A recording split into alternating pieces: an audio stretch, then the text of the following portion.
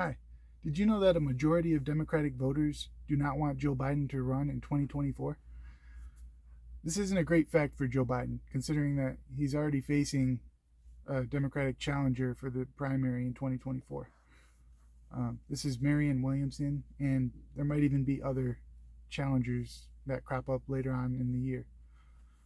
A lot of the big reasons cited in the poll were the fact that he's not as sharp as he once was.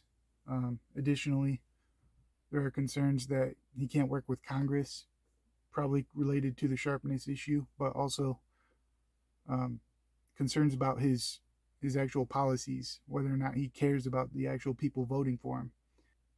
In terms of how he could go about fixing that, he should choose a different running mate for 2024. Just drop Kamala Harris from the ticket and find somebody new to go along. Since he has a challenger in 2024, Marianne Williamson, I would recommend going with her.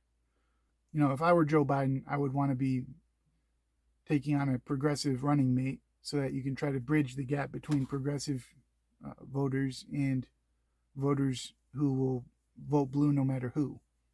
Let's look at some of the reasons he chose Kamala Harris in the first place. In March of 2020, shortly after Super Tuesday, Biden made an announcement that he would choose a woman for his vice president. Later on in the year, we had the tragic death of George Floyd. And in the resulting outcry, Biden faced pressures to choose a black woman. At the time, I think it would have been good enough if it had been a black candidate, not necessarily a woman. But because he had already committed to choose a woman, he had to do a black woman. And that's fine. There's nothing wrong with that. But he chose Kamala Harris. And Kamala Harris is not a great choice. For one, because she's the same brand of politics as Joe Biden. That is a new Democrat.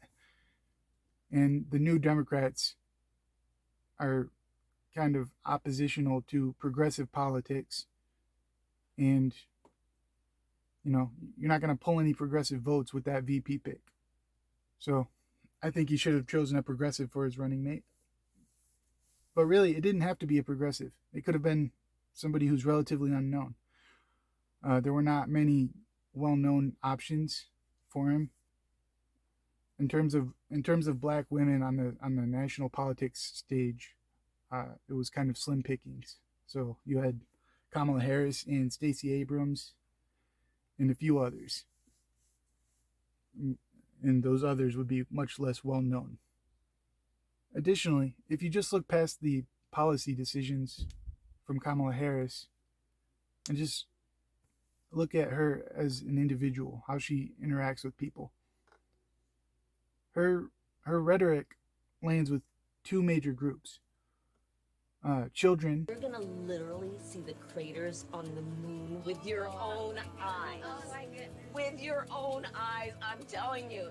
And people who are going to vote for her no matter what she does or says.